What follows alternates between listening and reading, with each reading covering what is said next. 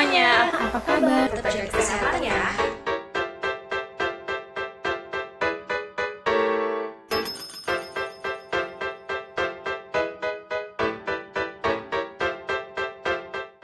Pada video kali ini, aku akan mengajak teman-teman semua untuk membicarakan tentang pajak penghasilan.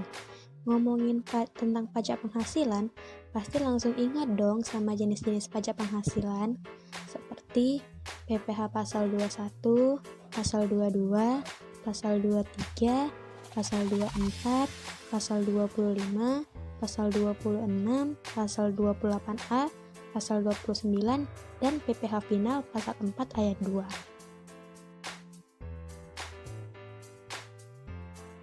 Aku, Safira Arifiani, akan menjelaskan tentang transaksi PPh 21.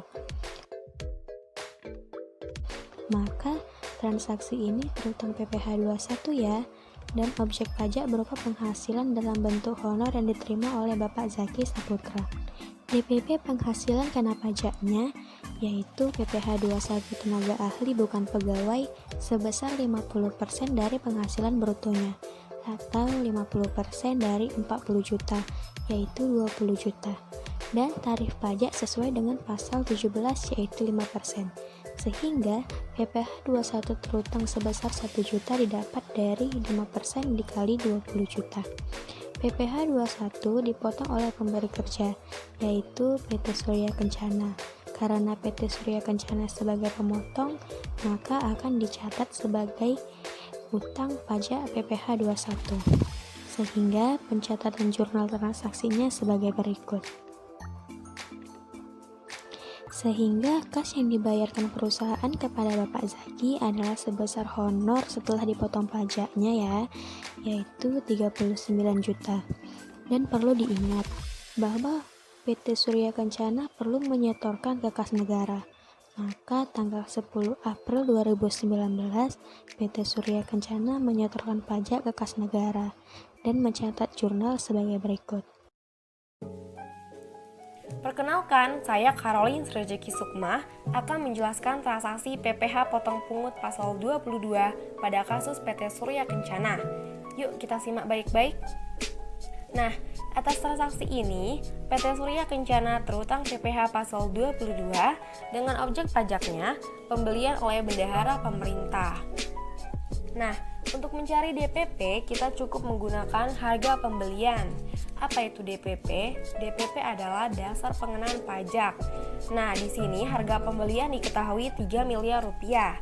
Untuk mencari PPh pasal 22, kita cukup menggunakan tarif PPh badan sebesar 1,5% dikali dengan DPP sebesar 3 miliar rupiah, menghasilkan 45 juta rupiah.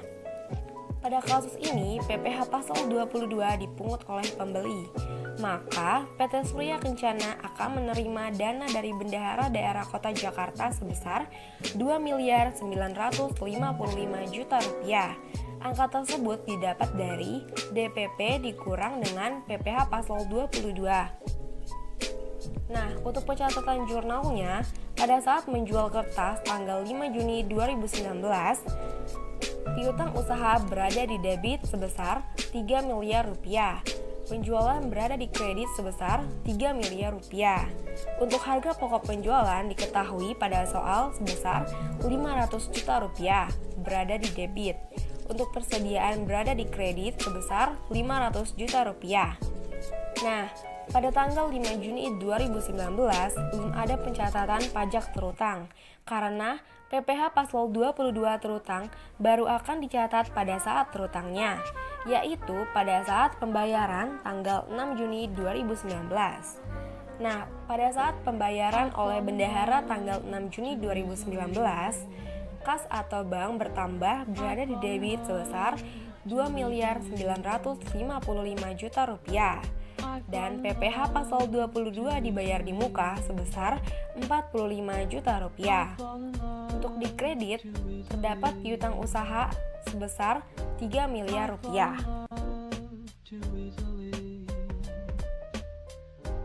Hai, saya Jenny Belsi Tompul akan menjelaskan PPh potong pungut pasal 23 pada PT Sinarmas. DPP 600 juta rupiah, PPh 23 2% dari 600 juta rupiah, 12 juta. Dipotong oleh pemberi penghasilan, artinya PT Surya Kencana sebagai pihak yang dipotong sehingga akan mencatat pajaknya sebagai PPh 23 dibayar di muka. Nah, bagaimana sih jurnalnya? Jurnalnya pada tanggal 10 Juli 2019, kas bank sebesar 588 juta rupiah dan PPh 23 dibayar di muka sebesar 12 juta rupiah pada debit. Nah, kreditnya pendapatan jasa sebesar 600 juta rupiah. Kas bank didapatkan dari imbalan jasa setelah dikurangi pajak.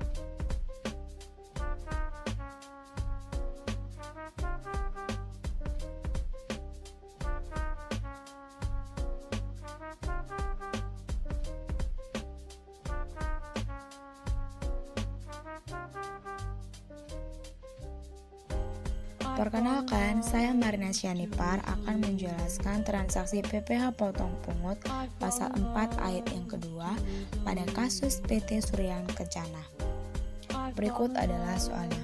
Nah, dapat kita ketahui bahwa DPP-nya sebesar 100 juta rupiah dan PPh pasal 4 ayat yang kedua sebesar 10 juta rupiah, di mana 10 juta rupiah itu didapat dari DPP dikali dengan 10%. Maka kas yang akan dibayarkan ke PT Kembang Gula adalah sebesar 90 juta rupiah, di mana 90 juta rupiah itu didapat dari 100 juta rupiah dikurang dengan 10 juta rupiah atau DPP dikurang dengan PPh pasal 4 ayat yang kedua.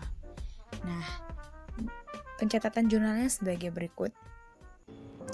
Pada tanggal 3 Oktober 2019, beban sewa berada di debit dengan jumlah 100 juta rupiah dan utang PPh pasal 4 ayat yang kedua berada di kredit sebesar 10 juta rupiah, kas atau bank berada di kredit sebesar 90 juta rupiah. Saya Cantika akan menjelaskan materi kasus transaksi terkait PPh pasal 26. Ketika menghitung DPP, gunakan kurs Menteri Keuangan. Sehingga beban royalti sama dengan $1.000 dikali 11.100 rupiah sama dengan 11.100.000 rupiah. DPP sama dengan penghasilan bruto sama dengan $1.000 dikali 11.200 rupiah sama dengan 11.200.000 rupiah.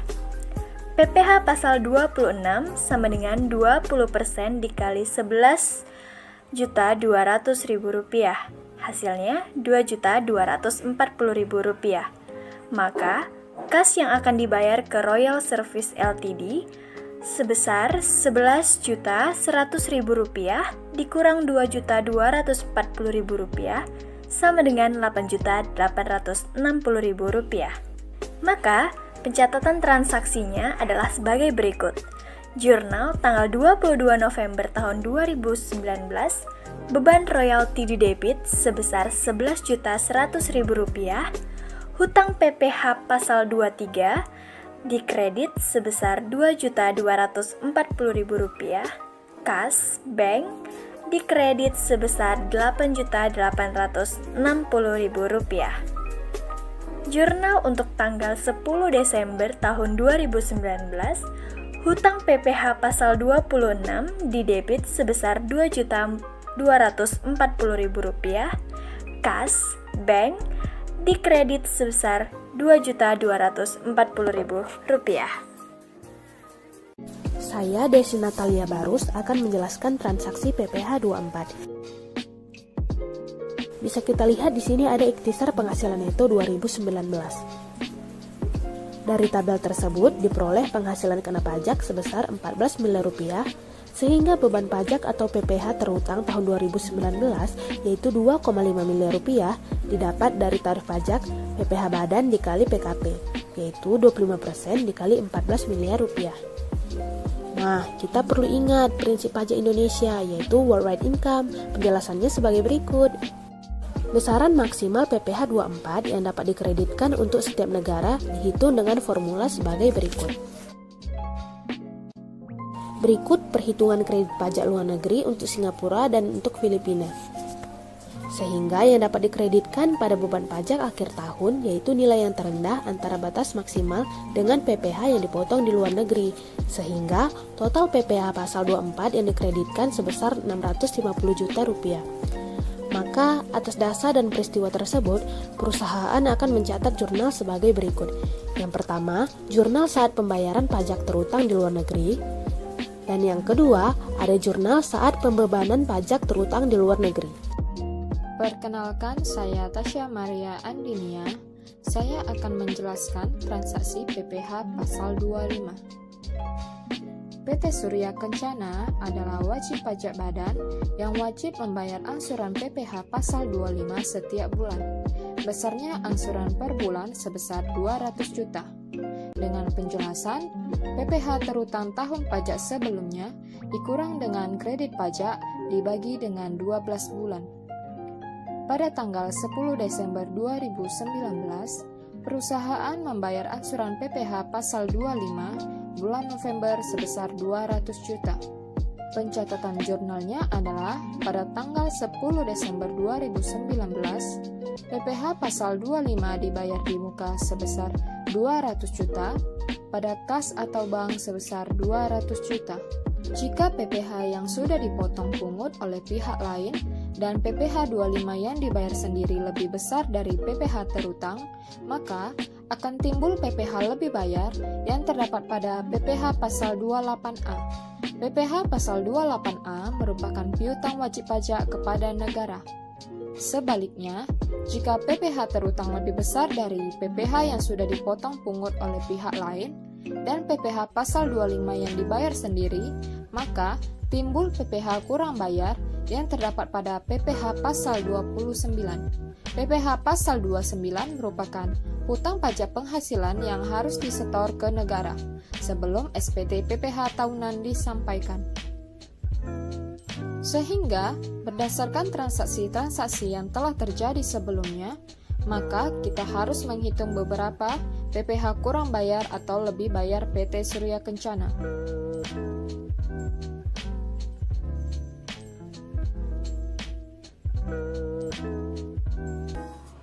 Nah, saya Siti Nurhaliza akan melanjutkan penjelasan dari materi sebelumnya. Berdasarkan transaksi atau peristiwa yang terjadi di PT Surya Kencana selama tahun pajak 2019, maka kita dapat ikhtisar pembayaran terkait PPh dibayar di muka yang dapat dikreditkan dengan rupiah sebagai berikut.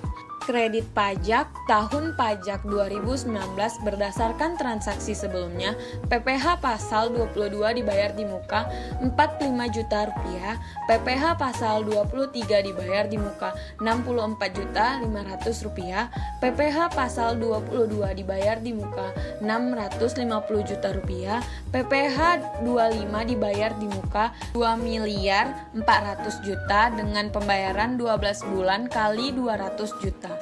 Maka dari itu total kredit pajak 3 miliar 159 juta 500 ribu. Seperti diketahui, penghasilan kena pajak perusahaan tahun 2019 yaitu sebesar 14 miliar. Artinya PPh terutang tahun 2019 yaitu bisa kita lihat sebagai berikut. Nah, jadi setelah dihitung PT Pajak Baik ternyata ada kurang bayar sebesar 340 juta 500 ribu. Didapat dari yang bisa kita lihat di bawah sini. Maka jurnal akhir tahun untuk mencatat perhitungan ini jika yang digunakan itu standar akuntansi keuangan entitas tanpa akuntabilitas publik, yaitu beban pajak penghasilan 3 miliar 500 juta di debit, PPh 22 dibayar di muka 45 juta rupiah di kredit, PPh 23 dibayar di muka 64 juta 500 ribu di kredit, PPh 24 dibayar di muka 650 juta di kredit, PPh 25 dibayar di muka 2 miliar 400 juta di kredit, utang PPh 29 340 juta 500 ribu di kredit.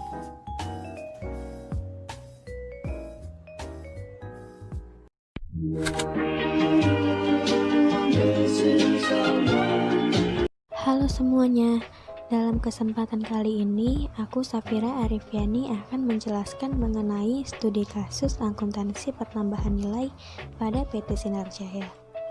PT Sinar Jaya, sebuah pengusaha kena pajak, merupakan distributor alat tulis kantor. Transaksi yang dilakukan selama bulan April 2014 adalah sebagai berikut. Pada tanggal 2 April memberi persediaan barang dagangan atau barang kena pajak secara kredit dari PT Sriwijaya, sebuah pengusaha kena pajak seharga 80 juta dan mendapatkan rabat 7%.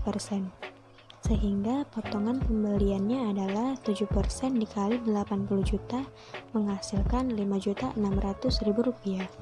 Sehingga DPP PPN yang dibayarkan oleh PT Sinar Jaya adalah Rp80 juta dikurang Rp5.600.000 menghasilkan Rp74.400.000. PPN pajak masukannya adalah 10% dikali Rp74.400.000 sehingga menghasilkan Rp7.440.000. Sehingga jurnalnya adalah persediaan Rp80 juta, pajak masukan Rp7.440.000 pada debit, potongan pembelian Rp5.600.000, utang dagang Rp81.840.000 di kredit. Perkenalkan, saya Caroline Srizeki Sukma akan menjelaskan transaksi PPN dan PPNBM pada kasus PT Sinar Jaya. Yuk kita simak baik-baik. Pada tanggal 5 April, menjual persediaan barang dagangan atau BKP secara kredit kepada CV Patimura seharga Rp200 juta. Harga pokok penjualan tersebut adalah Rp60 juta. Nah, kita akan mencatat jurnalnya. Yang pertama, kita akan mencatat akun piutang dagang di debit sebesar Rp220 juta. Lalu, akun pajak keluaran di kredit sebesar Rp20 juta dan akun penjualan di kredit sebesar Rp200 juta. Dari manakah angka-angka tersebut didapat? Kita bahas satu persatu ya. Untuk angka dari akun penjualan, kita dapat dari soal sebesar Rp200 juta. Untuk angka dari akun pajak keluaran, kita dapat dari 10% angka akun penjualan atau 10% dari Rp200 juta sebesar Rp20 juta. Nah, untuk angka dari akun piutang dagang, kita dapat dari angka akun penjualan dijumlah dengan angka akun pajak keluaran sebesar Rp200 juta dijumlah Rp20 juta. Maka hasilnya Rp220 juta. Lalu kita jangan lupa untuk mencatat akun harga pokok penjualan di debit sebesar Rp60 juta dan akun persediaan di kredit sebesar Rp60 juta. Angka dari akun harga pokok penjualan dan akun persediaan didapat dari soal, masing-masing Rp60 juta.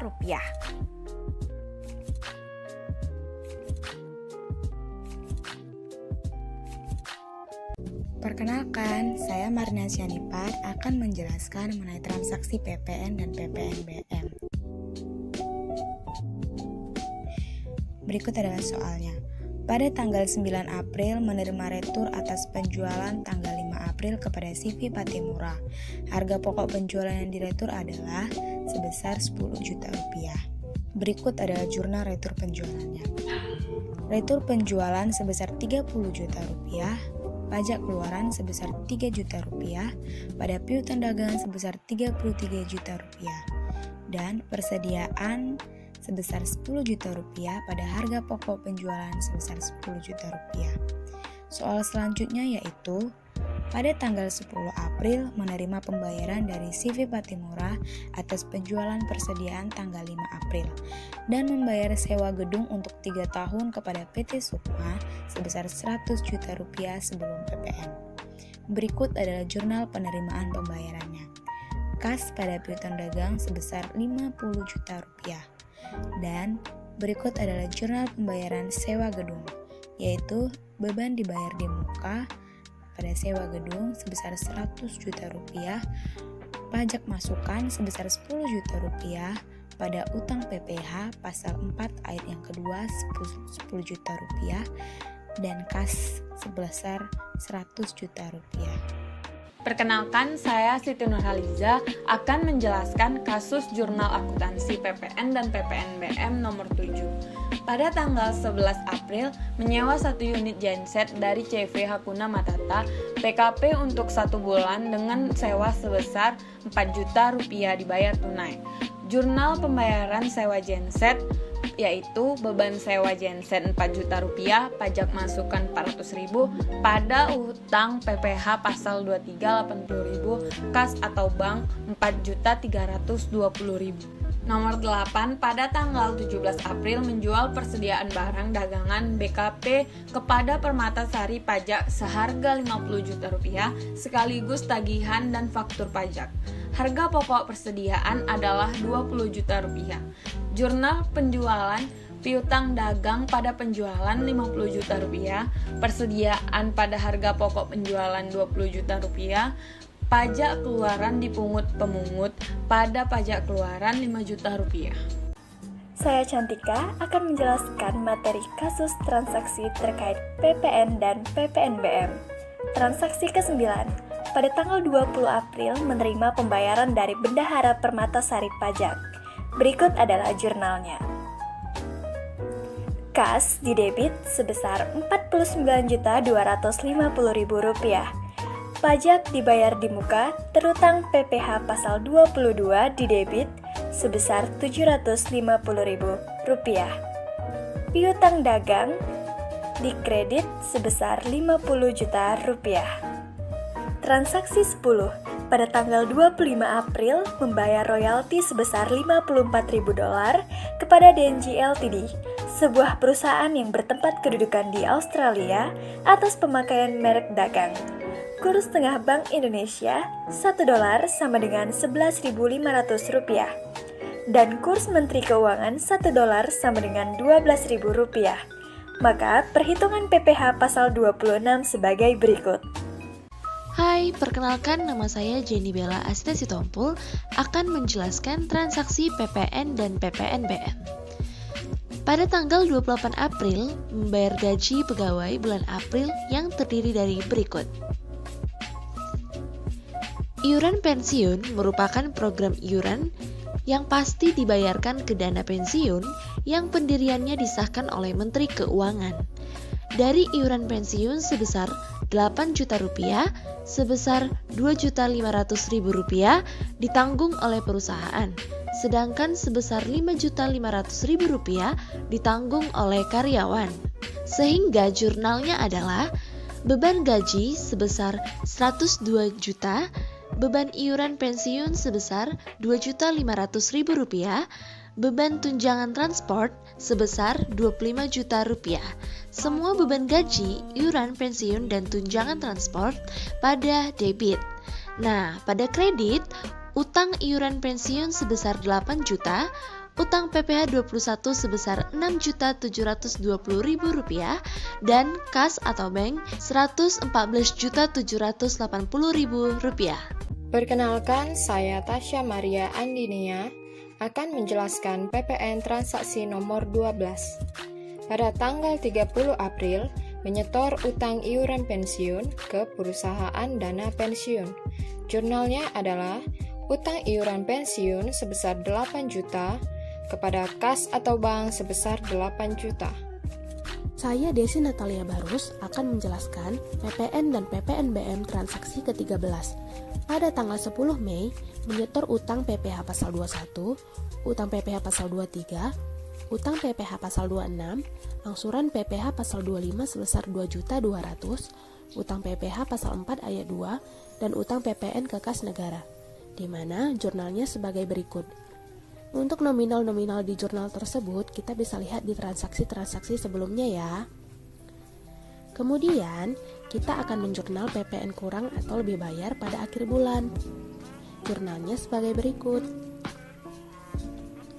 Nah, dari jurnal di atas, diketahui bahwa PT Sinar Jaya memiliki PPN yang lebih bayar atas transaksi yang dilakukan pada bulan Mei. Sekian penjelasan dari kelompok kami. Semoga bermanfaat ya. Terima kasih. Terima kasih. Terima kasih.